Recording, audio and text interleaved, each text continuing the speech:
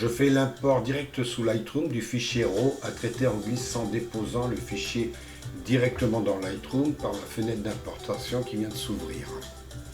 J'active donc le module de développement.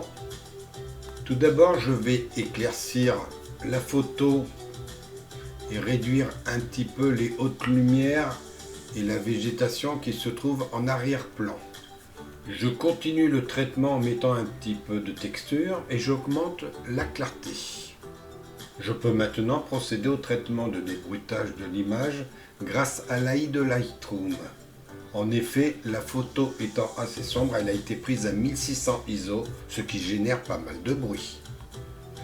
Le traitement vient de démarrer, ce qui peut prendre plus ou moins de temps en fonction de la puissance de votre ordinateur, bien entendu.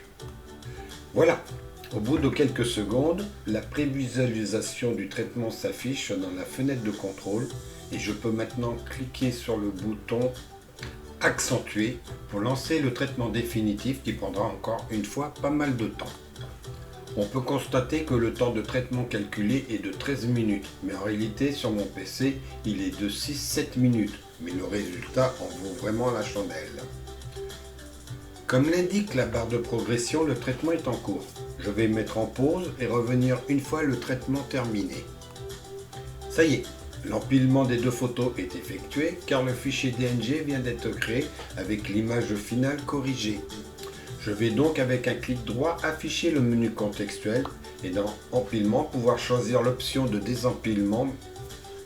Et maintenant dans la barre de diapositive en barre de l'écran, mes deux photos apparaissent côte à côte, le fichier corrigé initialement et à droite la photo avec le débruitage.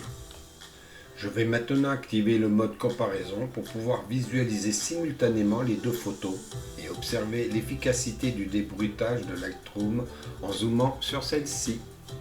On peut s'apercevoir de l'excellent travail sur la fenêtre de gauche en me déplaçant dans la photo où le traitement anti-bruit a été effectué.